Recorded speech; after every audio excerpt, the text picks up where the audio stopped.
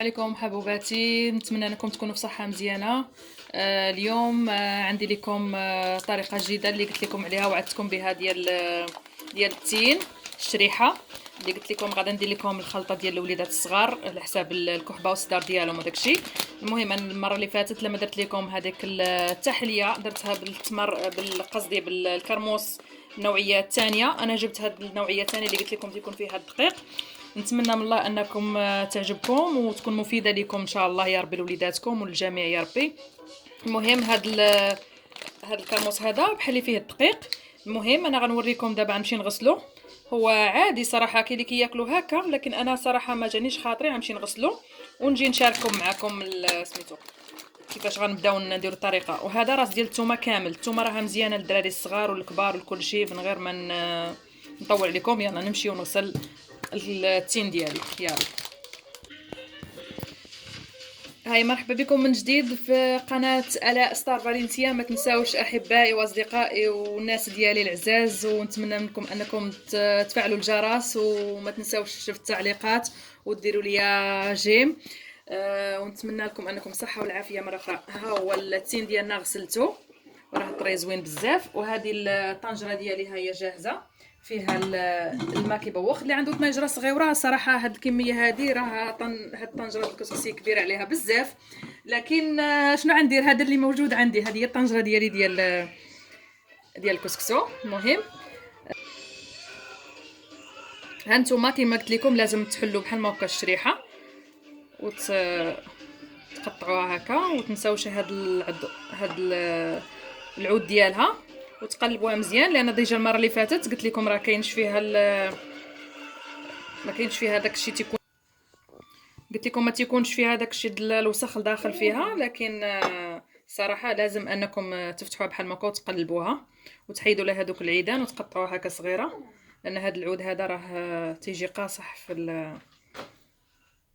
في الخلطه. جي شويه بس.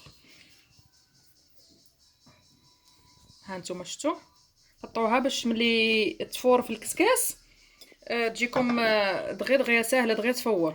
صراحه هاد الشريحه هذه زوينه، ولاني صراحه الاولى اللي جبت هذيك راه واعره البنات، راها هشيشه وطريه بزاف بزاف. من الافضل تجيبوا الاخرى احسن.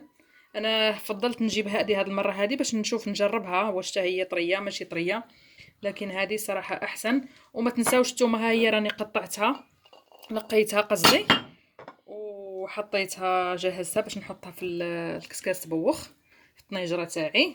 واللي عنده طنيجرات صغار يديرهم. ها هي راه نقيه هذا الصراحه لكن ضروري نقدروا نلقاو شي حاجه، ضروري تقلبوا هكا. ونخليكم هنا حتى نكمل باش ما يجيكمش الفيديو طويل بزاف.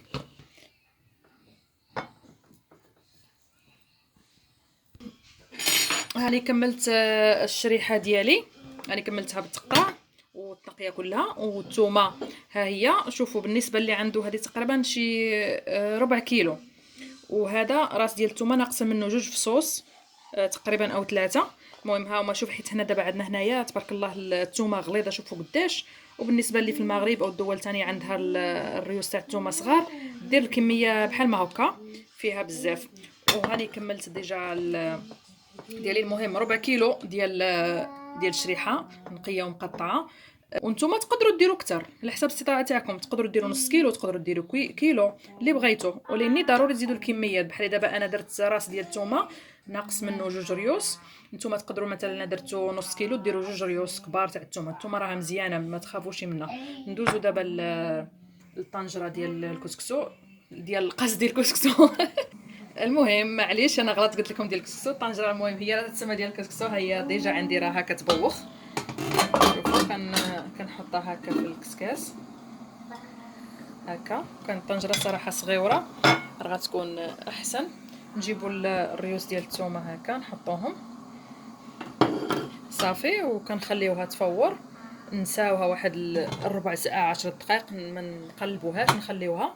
ومن بعد نجيو مره ملي نحسوا هذه دوز هذيك 10 دقائق نقلبوا الفصوص تاع هذا الفصوص الثومه طابو والشريحه واش طابت ولا لا، ونوريكم من بعد كيفاش غادي تستعملوها مره ثانيه. اوكي خليكم معايا حتى الاخر. ها نتوما البنات، ها هي الثومه ديالنا والتين ها هو كيبوخ، مازال خاصو شويه، مازال غادي يزيد شويه تاني، ومره نقلبوا حتى نلقاوه طاب ان شاء الله، وعاد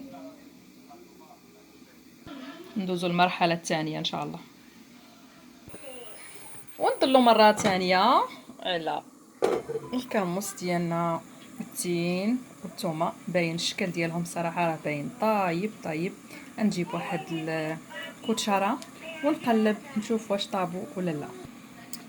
هي باينه صافي طاب كلشي ما شاء الله. هو التين واخا ما يطيبش مزيان ما كاين مشكل. ها شفتوا غادي يتمعس، واخا الوليدات بالنسبه للدريوليين الصغار اللي باقي ما كيعرفوش يمضغوا مساكن الكرموس التين عادي حتى لا خليته واحد المده بزاف طاب.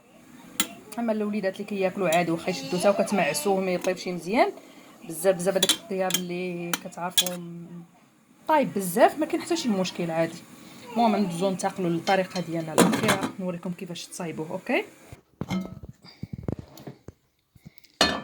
لقطه الاخيره تاع يلا ننزلو هنايا في هذا الطبيسيل هذا، مع انه اظن صغير نجيب شي واحد يكون كبير باش يقدني انني نمعس فيه هاد الشريحه هذه. انا جبت صراحه هاد الطبسيل هذا الكبير بصراحه احسن، هو اللي غيساعدني في المعيس ديال التين. شوفوا معسوه مزيان هكا،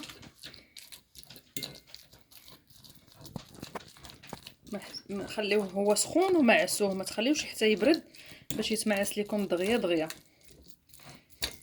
راه البنات راه مزيان بزاف للوليدات الصغار، خير صراحه. انا كما قلت لكم في الفيديو اللي سمعت الفيديو تاعي الاول تاع هذيك التحليه تاع اللي درت تحليه بالتين، راه كانت البنيته عندي صراحه شهر ونص وهي مريضه بالكحبه، مغاش ديتها للطبيب كل شيء، ولكن الصراحه ما فيش فايده، ما تعالجت لياش الصراحه. راه كان معس كل جهدي لان بغيتوش يطيب بزاف باش ما يمشيش منه الجهد ديالو.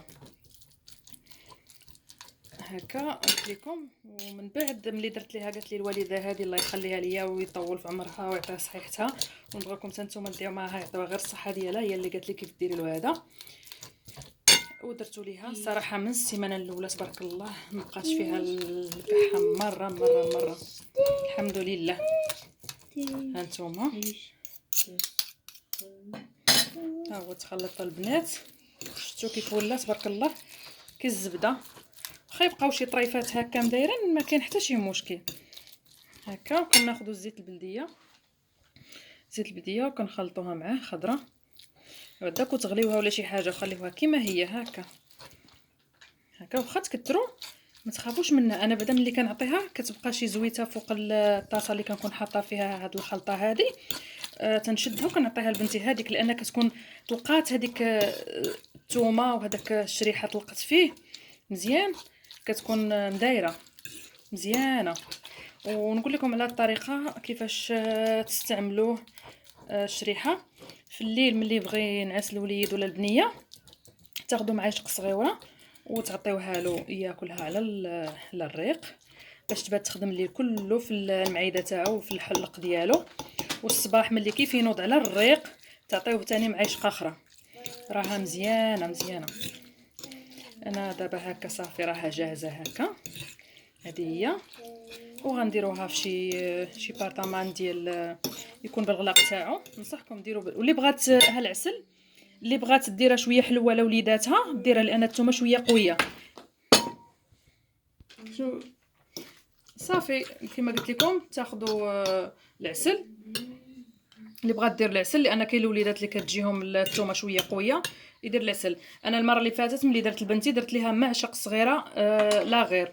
دابا المره هذه انا ما غنديرش العسل مره، وحتى نشوف تذوقوا الا قدرت تاكلوا هكا. لكن الصراحه كل شريحه والحلاوه تاعها. الشريحه الاخرى اللي درت انايا ما حلوهاش بزاف، هاد الشريحه هذه اظن تبان لي حلوه بزاف. ما غنديرش العسل. الا هي ما قدرتش تاكلها غنزيد لها معشق او 2 تاع العسل وعاديه وصافي، ونعطيها لها هكا. نشوف دابا برطمان باش نديرها فيه تاع البلاستيك. احسن قلت لكم تاع البلاستيك، لان مرات هذا دجاج ولا حاجه يطيح يتهرس تبقاو فاقدين كلشي. احسن حاجه تكون تاع البلاستيك.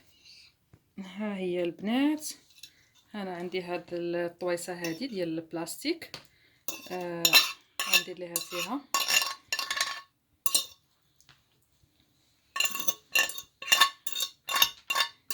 صافي. وهاد الزويت هذا خليه تخطر فيه. شفتو كي تيبقى مرقرق بالزيت هكا، كتهزوا المعيشق هكا وكتعطيو هاد الكميه في الليل اللي بغى ينعس الوليد ولا البنيه، والصباح كذلك نفس هاد الكميه. وداك الزويت عطيوه شروبه. ونتمنى لكم الشفاء العاجل يا ربي والصحه والراحه. وما تنساونيش في كما قلت والتعليقات ديالكم. ان شاء الله يا ربي تستافدوا منها. هذه راها صحيه بزاف، وراه هو التين الكرموس راه ما شاء الله راه صحي ومذكور في القران. وتبارك الله عليكم بالصحه والراحه وبالشفاء لوليداتكم ولجميع المسلمين يا ربي، والامه باسرها وبالشفاء العاجل. وما تنساونيش مره ثالثه جيم وتعليق وابوني. وشكرا لكم بزاف. بارطاجيو مع اصحابكم هاد الخلطه هذه راها مفيده بزاف بزاف.